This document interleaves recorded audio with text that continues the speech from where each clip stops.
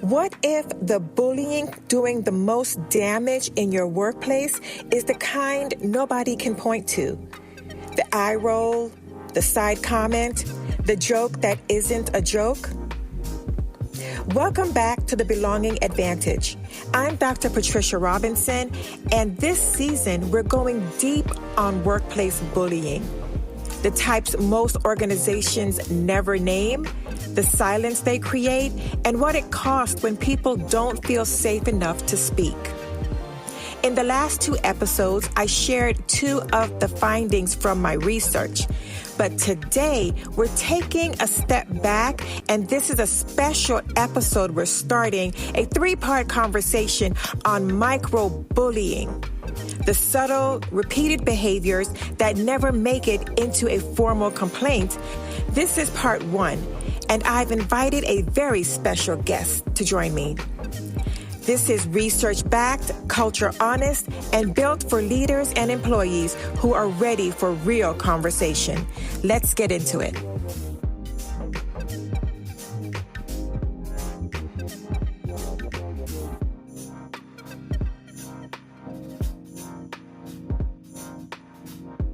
Hi, everyone, and welcome back to the Belonging Advantage.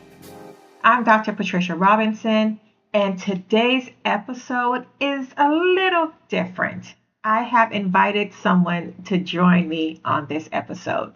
You sure you want to do that? I am absolutely sure. It is always a pleasure to be joined by the one and only, my husband, Mr. Rohan Robinson. Well, hello, Dr. Patricia Robinson. Hey, everyone. I've been hearing a lot about each and every one of you. My wife has been doing an awesome job with her presentation. But today I'm here as a guest just to go through the microbullying with her and ask her a few questions, hopefully to get some insight. You know, you have been there, right? You've been through the research, you've been through my questioning stage, my stage of just trying to make sure that this lands properly, right? And now I want to just take this moment to make sure that we take it a step further, right? And since you've been through and observing and being a part of all of that, I figured let's start with you. So I'm glad you're here today. And in this episode, we're going to do something different. Like I mentioned, we're going to get a little bit personal. We're going to go a little bit deeper. And if you have been following along with the last 2 episodes that have aired for season 2, you would realize, you would have understood that we're talking about workplace bullying and why people stay silent. That was episode 1. And then episode 2 talked about organizations who may be protecting the bully, right? And not always, but quite a bit of covering up and protecting the person who's actually doing the bullying versus instead of protecting the person being bullied or being harmed, right? And so those episodes were important, and I want to make sure that they land properly. I want to make sure people are taking the time to think through those episodes. Remember the research, there were 5 findings, and I'll be going into each finding. But the first 2 have gone out, and I want to make sure people are really taking the time to think through those episodes, what the episodes spoke about, and where you are with that. And I want to make sure they land properly, they stick, you know. So based on everything that you have just said, which is very important, why do you think that happens? Why it may not have stuck. When you hear research, when you see research, it can feel distant, right? There's no connection there.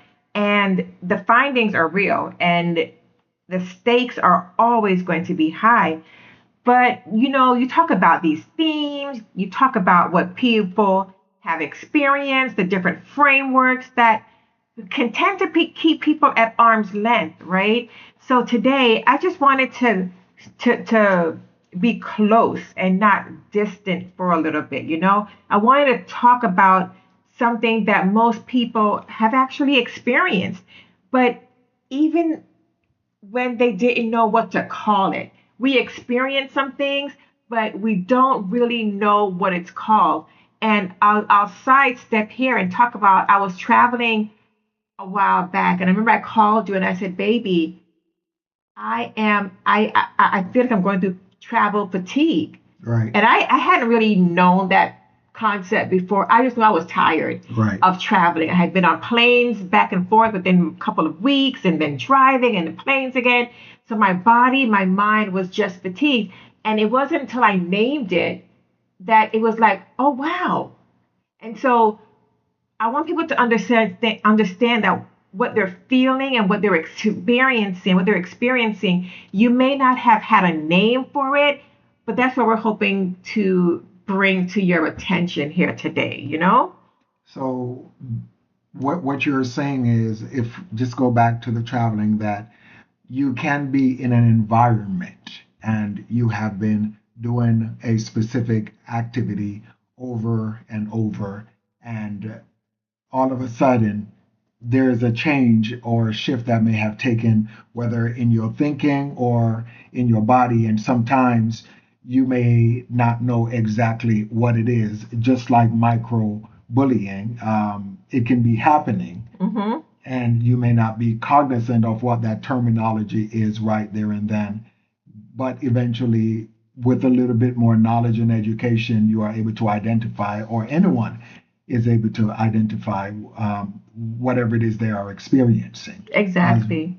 Okay. Exactly. So, yes, today we're talking about microbullying, right? The subtle stuff, the things that don't make it into a formal complaint, but absolutely make it into your body at the end of the day. It enters into your body, your mind, your spirit. It enters in. And so we want to talk about that today. All right, so let me ask this. I'm not sure if I've ever really heard of microbullying. I've heard you use the term at home, but exactly what is microbullying? Um, okay, so when you hear the term bullying, right, you see the big picture. You see the things that are obvious. Somebody's being bullied, right? But you see the shouting boss, you see the deliberate humiliation in front of the team. You see stuff that you can point to that it exists, right? But with microbullying, it's the low level repeated behaviors that undermine someone, right? It excludes them. It makes them feel as if they don't quite belong. Now each of those things on their own may seem simple and you can explain it away. Oh, you can explain that away. But together, over time, it compounds. And that impact is real. And it's just as real as overt bullying. And well, can you say, especially as for the compounding effect of it, especially if a person doesn't understand what it is, and something begins to increase or compound. I mean, what do you believe can happen in cases like that when you don't know how to when you don't know how to name? Well, we have to look at things, at everything. Let's put it there, right? So the small things that could be happening, it could be an eye roll, it could be side conversations about another person. It could be, that sigh when you decide to share an idea. It could be those side comments that people think are a joke, but it hits a certain nerve, right?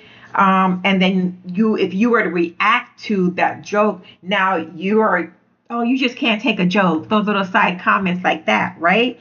You know, it's having you in a meeting and having your contribution being not taken seriously, but then somebody else whether in that same meeting or another meeting, says the exact same thing, and it's a great idea all of a sudden, and they get credit for it. You know, it's those.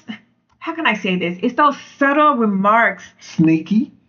I like that one. I like that one. Those subtle, sneaky comments that if you're not paying attention to the conversation or what's happening, you can miss it, right? You really miss it, but it sticks. It really begins to stick. You know, they're undermining you in where you may have come from, the way you speak, your job performance. All of those little things tend to compound.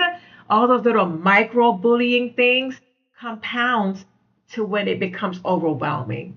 And, based on what you are saying right now, if all of these subtle, yet distinctive, specific actions that a person is taking, if a person is not aware of it, then all of these things are going on that should be known, but yet there are no complaints being filed because someone is not educated, knowledgeable, or the possibility of fear. Exactly, exactly. And so when you have micro bullying, it's not enough to really report something, right? So it's never enough to necessarily file a complaint. And so you feel at wit's end, like you don't know what now to do, right? Because that behavior may be repeated. It could be some one-offs, some two-offs. But listen, one-off is one too many, right? Right. All right. Okay. So some of those I wouldn't even have thought about it as being bullying, and they seem so minuscule. They seem so small, especially like the eye roll. That feels like just someone possibly just being nasty, rude. So true, right? So true, and that's exactly the point, because individually, a lot of these feel like rudeness or a bad day or a personality clash, right? But when it's the same person, the same target over and over, that's a pattern. And patterns are what's doing the damage. So you can't just brush it off as being rude, and it's not a person being oversensitive, right? Okay. These are patterns that have to be looked at for what it actually is. Now, I like that. I like psychology. Now, when you are talking about a pattern of a person's action towards another person, but the individual that is doing it, they are not aware. Now, then you have the opposite end, whereas the other person who maybe or might be feeling these effects, they may not classify it as bullying, not having a term. They may say, well, this person makes me feel this way. That's... I like what you just brought up about the person making the comments or the eye rolling or being rude may not even realize that they're being rude or have these micro bullying tendencies, right? And so that's what I hope to bring to society, because bringing awareness to these things and having people take a look at themselves. We can't go through life not checking ourselves, not looking in the mirror and saying, what am I doing? Who am I? What does a person feel being in my presence? We can sit in a meeting or sit in our team departments or what have you, and we can see if we are being conscious of others around us. You can see at times when you are making someone feel a certain way, when somebody all of a sudden stops speaking or or being quiet. So that cumulative effect of adding up, whether it's the person who is unaware of their own behavioral patterns or the person being bullied, we have to stop and be, courageous enough. Right. Be courageous enough to really have these difficult conversations, because work environments, social environments should not have to be always toxic. Right. And that's Right. what a lot of organizations are in right now, a toxic environment where people are fearful and they may have been experiencing microbullying for however long, too long, and it affects the person that's being bullied. And truth be told, it affects the person who's constantly being rude and being nasty as well. But based on what you've stated, not just the person, I do believe the person is now a part of an organization. So if such attitudes and mindset is being, instituted without an organization and it's not being, properly dealt with, no one is speaking up, then eventually it can add, as you said, accumulate, and it can affect the organization as a whole. So it's not about just a single, just say, moment. It's more than that. It's something adding up, and while it's accumulating, it can affect the person as well as others around, as well as the organization. And organizations nowadays don't like to lose. It's true, and affecting the persons involved and the organization is a real fact. It's a real thing, and it's happening more than we know. When you think about organizational culture, that's what happens, right? And that those behavioral patterns begins to erode, slowly starts to erode an organization's culture.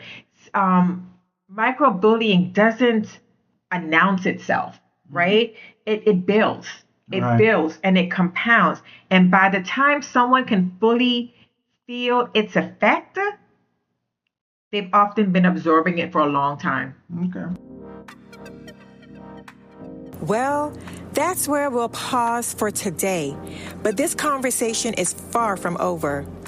This was part 1 of a 3-part series that I wanted to interject on microbullying.